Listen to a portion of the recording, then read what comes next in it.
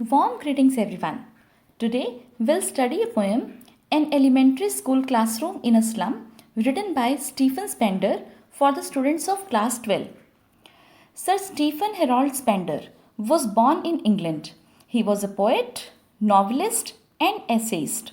His major stream of works is based on social injustice and class struggle. तो Stephen Spender के works का main theme social injustice और class struggle है।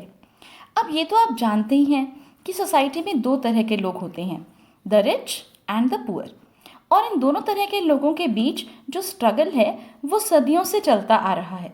जब हम social justice की बात करते हैं तब हम ये चाहते हैं कि इन दोनों के बीच का जो गैप है वो कम होना चाहिए, यानी सोसाइटी में इकोनॉमिक इक्वालिटी आनी चाहिए। तो प्रेजेंट पोएम में एक ऐसे स्कूल के क्लासरूम का डिस्क्रिप्शन है जो एक स्लम एरिया में है। स्लम एरिया मीन्स झुग्गी झोपड़ी। ये एक एलिमेंट्री स्कूल क्लासरूम है, यानी प्राइमरी क्लासेस के लिए। अब ये तो हमें सुनते ही समझ में आ रहा है कि इस स्कूल क्लासरूम में स्लम एरिया के बच्चे ही पढ़ते होंगे, यानी ऐसे बच्चे जो बहुत ज़्यादा पुअर हैं, जिनके पास खाने के लिए फूड और पहनने के लिए कपड़े और रहने के लिए घर कुछ भी नहीं है। अब एक बार पोएम की टोन देख लेते हैं। तो जो पोएम है वो फ्री वर्स में लिखी गई है and it does not have any fixed rhyme scheme. So far as the themes of the poem are concerned, मैंने आपको पहले ही इलेबोरेट किया है कि जैसा कि स्टीफन स्पेंडर मेजर थीम्स जो हैं उनके सोशल इनजस्टिस और क्लास इनइक्वालिटीज़ हैं, तो ये जो हमारी प्रेजेंट पोएम है ये भी सोशल इनजस्टिस और क्लास इनइक्वालिटीज़ पर ही है। Now let's start the poem and come to the first stanza. Far, far from gusty waves, these children's faces, like rootless weeds, their hair torn round their pallor. The tall girl with her weighed down head, the paper-seeming boy with rat's eyes, the stunted, unlucky heir of twisted bones, reciting a father's gnarled disease, his lesson from his desk. At the back of the dim class, one unnoted, sweet and young. His eyes live in a dream of squirrel's game in tree room other than this. Now, इस stanza की जो difficult words और उनके meanings हैं वो भी एक बार देख लेते हैं। Gusty waves, breezy winds, pallor, pale और dull face, stunted, not fully grown due to malnutrition, gnarled, knotted or rough, weeds, unwanted plants that grow on their own, paper seeming boy, very thin boy, as thin as a sheet of paper, here successor. Now, far, far from gusty waves, these children's faces means the faces of these children are far away from being energetic as they should be. Here, far, far, this repetition is used to lay emphasis on the distance that is very far away. तो बहुत दूर हैं क्या? These children's faces किससे? From gusty waves. Gusty waves का मतलब है यहाँ पर कि जैसे एकदम सडन रश और स्ट्रॉन्ग विंड्स होती हैं। यहाँ ये एक मेटाफर है जिसका यूज़ स्ट्रॉन्ग एनर्जी को दिखाने के लिए हुआ है, यानी खूब तेज़ हवा जो खूब पावरफुल है, यानी खूब ताकत से, फोर्स से बह रही है। तो वो जो एनर्जी है वो दिखाई है इस गस्टी वेव्स को यूज़ करके। कहने का मतलब है कि इन बच्चों के जो फेसेस हैं उन पर बिल्कुल भी एनर्जी नहीं दिख रही, दे लैक एनर्जी, और वो बिल्कुल भी ऐसे नहीं दिख रहे जैसे बच्चों के फेसेस दिखने चाहिए, फुल ऑफ एनर्जी। जैसे कि हवा की एनर्जी है वैसी एनर्जी जो है इन बच्चों के फेसेस पर बिल्कुल भी नहीं दिख रही। तो far far from gusty waves these children's faces. Then the poet says like rootless weeds, यहाँ लाइक वर्ड सिमिली को शो कर रहा है। Weeds you know unwanted plants यानी खरपतवार, और वो भी रूटलेस यानी विदाउट एनी बाइंडिंग्स। तो खरपतवार तो आपको पता ही है वीड्स क्या होते हैं। ऐसे प्लांट्स कई बार उग जाते हैं जो हमें नहीं चाहिए होते हैं, हमारी जो अच्छी वाली फसल है उसके साथ। So these things are totally unwanted, nobody wants them, nobody likes them. Further the poet says the hair torn round their pallor. Pallor means pale faces. हम कह सकते हैं कि due to lack of nutrition उन बच्चों के चेहरे पीले पड़ गए हैं और उनके उन पीले चेहरों पर उनके बाल रूटलेस वीड्स की तरह से बिखरे हुए हैं। Further, he describes some of the children in the class. First of all, there is a tall girl. The tall girl with her weighed down head. तो tall girl, एक tall girl है, एक लंबी सी लड़की बैठी है. हो सकता है कि ये लड़की बाकी बच्चों से taller हो. Weighed down head means her head is hung low, कि उसका सर नीचे झुका हुआ है. May be because of poverty, कि उसके हालात काफ़ी बुरे हैं, मिजरेबल कंडीशन है. So here weighed down head means कि उसे बहुत एम्बेरस फील हो रहा है और बुरे हालात और पुअर कंडीशंस के कारण उस टॉल गर्ल का जो सर है वो नीचे झुका हुआ है. Then the next boy, he says the paper seeming boy. Here paper seeming में जो है ये एक मेटाफर है. ओके, पेपर सीमिंग के कागज़ के जैसा. तो एक बॉय को पेपर सीमिंग, पेपर के जैसा डिस्क्राइब किया है, यानी he is as thin as paper with rats eyes. Means जो उस कागज़ जैसे पतले लड़के की आइज़ हैं, they are just like rat, यानी चूहे के जैसी आँखें हैं उस लड़के की. Again metaphor means greedy eyes हैं. जैसे आपने चूहे को देखा ही होगा कि उसकी आंखें हमेशा कुछ ना कुछ ढूंढती रहती हैं, और फिजिकली आप ध्यान करो तो चूहे की जो आंखें हैं वो उसकी बॉडी से, उसके फेस से यूँ लगता है कि जैसे बाहर की ओर उभरी हुई हैं. तो ये जो बॉय है ये खूब पतला है, ठीक है, इतना पतला है कि उसकी आंखें बाहर की ओर निकली हुई हैं, just like rat, and they are searching for something. Next is the stunted unlucky heir of twisted bones reciting a father's gnarled disease, his lesson from his desk.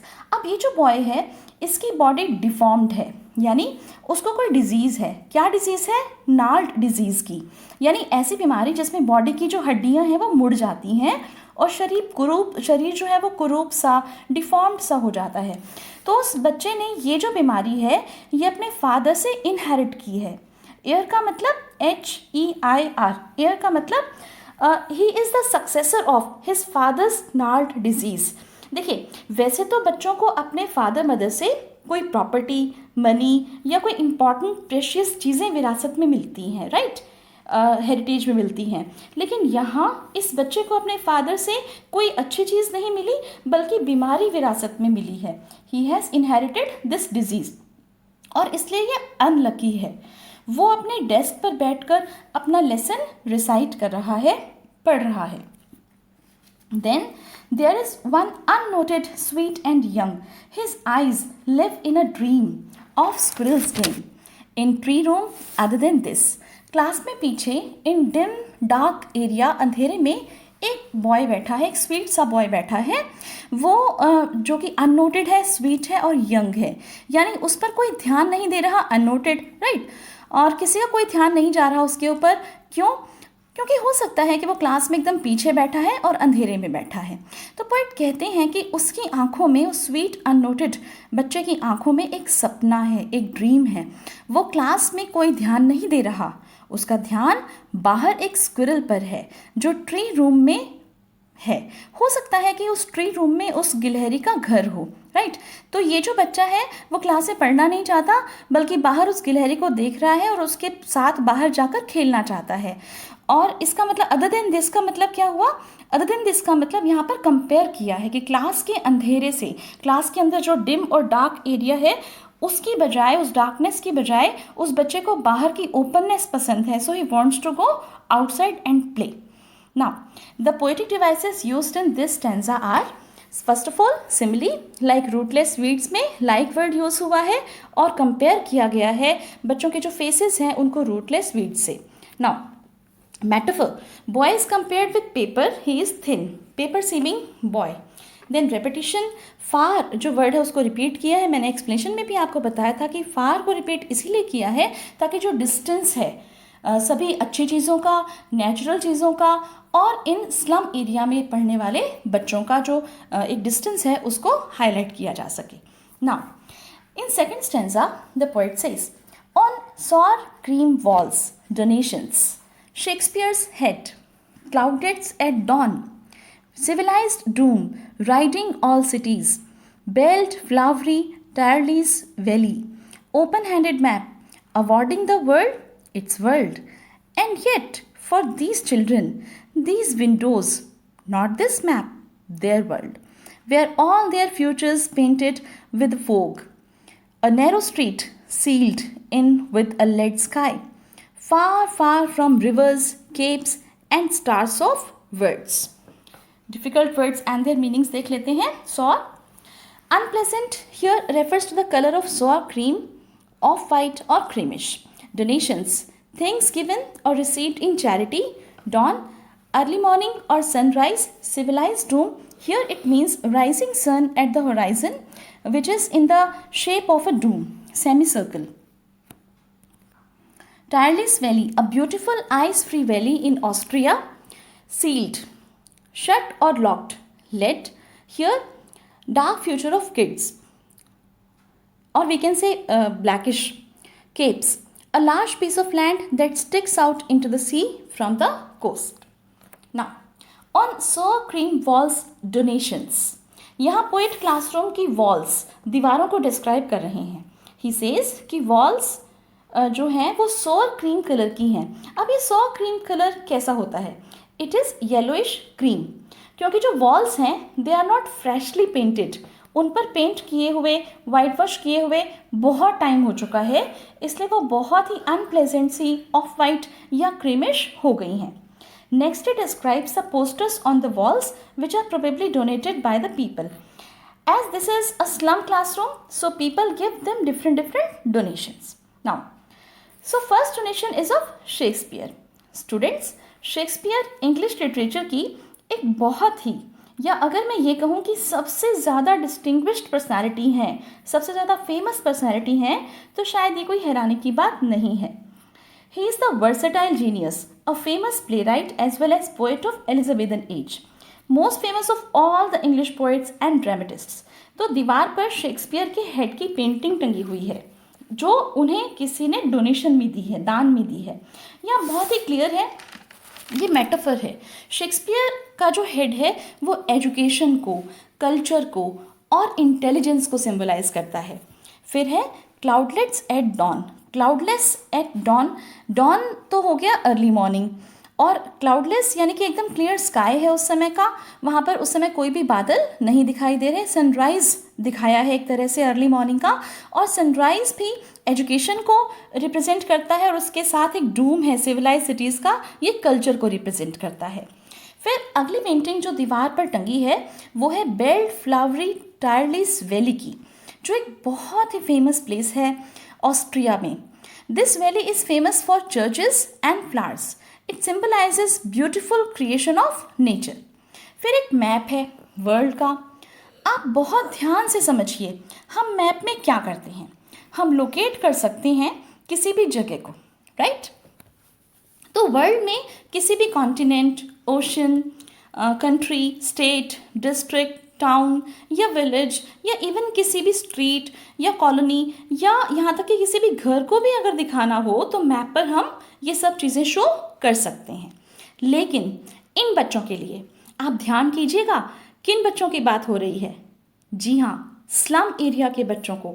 यदि ये बोला जाए कि आप अपनी जगह को यहाँ वर्ल्ड के मैप पर लोकेट करो, तो क्या ये कर पाएंगे?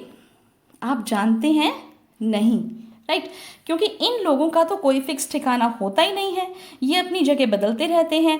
तो इन बच्चों के लिए तो इन विंडोज़, खिड़कियाँ जिनसे ये बाहर देख पा रहे हैं, बस वहीं तक इनका संसार है जहाँ इनका फ्यूचर फोग से लिखा गया है. यानी इनका आने वाला जो कल क्या है वो क्या होगा, ये एक फोग की तरह से है. अब फोग यानी धुंध, यानी कोहरा. ओके, तो क्या खास बात होती है धुंध की, कोहरे की? कि एक तो फोग में कुछ भी क्लियर दिखाई नहीं देता, इट इज़ अनक्लियर, ठीक है. और दूसरा जो है, ये प्रिडिक्ट कर पाना बहुत मुश्किल होता है, ये बता पाना बहुत मुश्किल होता है कि फोग जो है वो कब छटेगा, धुंध कब हटेगी, ओके, कब क्लियर होगा. तो one is never certain and sure about fog. और बिल्कुल ठीक इसी तरह इन बच्चों का जो फ्यूचर है वो भी एकदम फ्यूचर बिल्कुल डिम है और होपलेस है. Just like fog, everything is uncertain. वो बस एक नैरो स्ट्रीट की तरह से है, limited, which is sealed with a lead sky, means dark coloured sky. They have very limited options.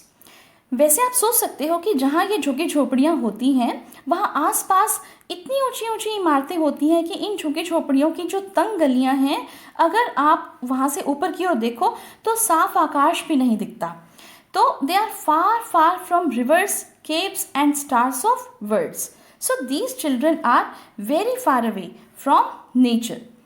Rivers, caves, stars, ये सब नेचुरल ब्यूटी को, हैप्पीनेस को दिखाते हैं. ओके, नेचुरल ब्यूटी, हैप्पीनेस इनकी लाइफ में, लाइफ से कोसों दूर है. स्टार्स यहाँ ब्राइटनेस को शो करते हैं.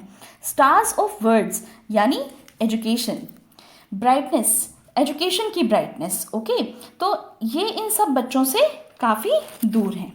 Now let's see the literary devices used in this stanza. First of all, metaphor. Sour cream walls में metaphor use हुआ है. Assonance, that is the repetition of vowel sound a. Belt, flowery, tireless, valley. Then we have allusion. Reference to well-known person or place is called allusion. कि जब किसी बहुत ही famous जगह का या किसी person का reference किया जाता है, जैसे Shakespeare's head. Shakespeare is a famous personality, as well as tireless valley is also famous. Now, repetition, far is repeated once again to show the distance. Now, then in the next stanza, surely Shakespeare is wicked. The map a bad example, with ships and sun and love tempting them to steal, for lives that slyly turn in their cramped holes, from fog to endless night. On their slag heap, these children wear skins peep through by bones and spectacles of steel with mended glass like bottle bits on stones. All of their time and space are foggy slum, so blot their maps with slums as big as doom. Let's see the word meanings. Wicked, evil. Tempted, persuade. Slyly, trickily or secretly. Cramped, confined. Slag, weak. Mended, repaired. Blot, to mark with a spot.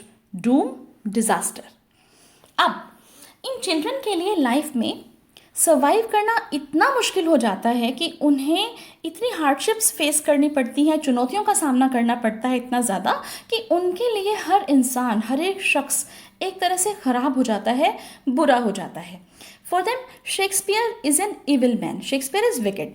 अब आप देखिए, इन बच्चों के पास Shakespeare की जो painting donation के रूप में टंगी है, उसके लिए बोला है कि शेक्सपियर इज़ विकेड. मैंने यहाँ पर क्रॉस लगाया है. क्यों?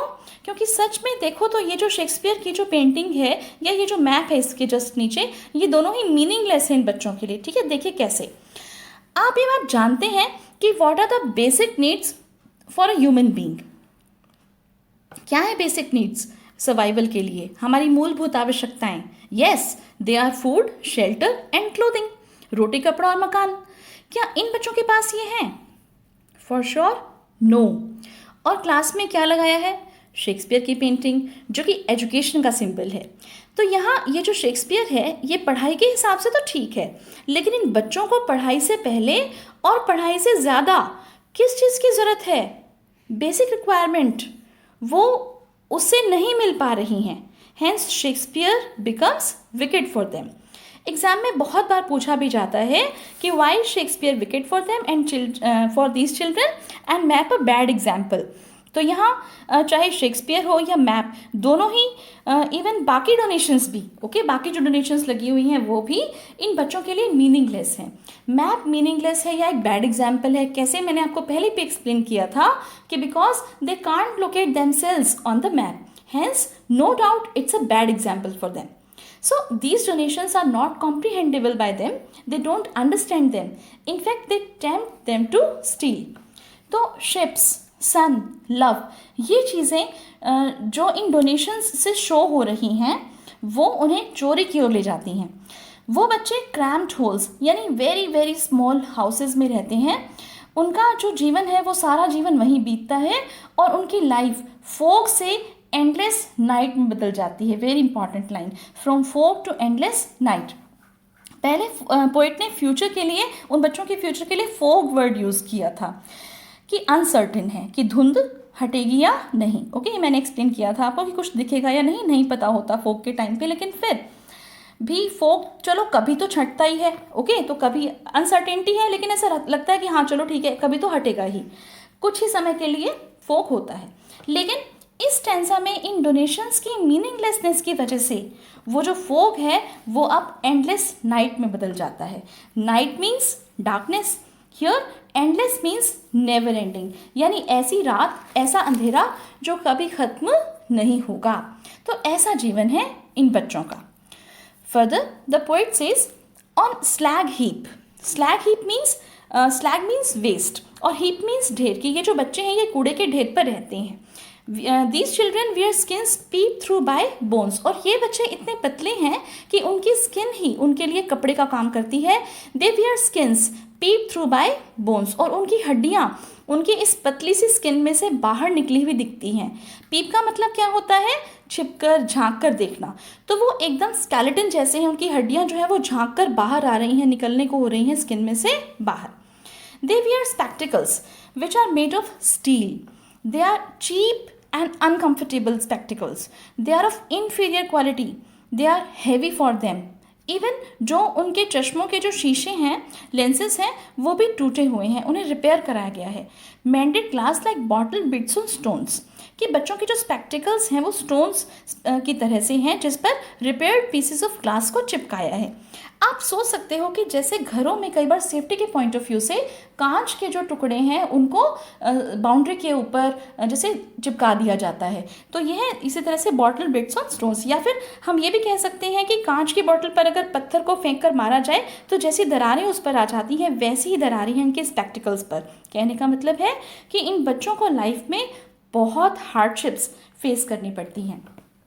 All of their time and space are foggy slum, means their life is dark, dirty and hopeless. और उनके लिए इन स्लम्स में से बाहर निकलने के जो चांसेस हैं वो बिल्कुल ज़ीरो हैं, बिल्कुल नेग्लिजिबल हैं। तो उनकी स्लम्स इतनी बड़ी साइज़ की होती जा रही हैं कि उनकी लाइव्स डिज़ास्टर यानी तबाही की ओर जा रही हैं। तो पोएट यहाँ पर मेंशन करते हैं कि उनकी जो स्लम्स हैं उनको भी मैप पर शो करना चाहिए ताकि जो इनसे बढ़ने वाला डिज़ास्टर है वो सभी को दिखाई दे सके।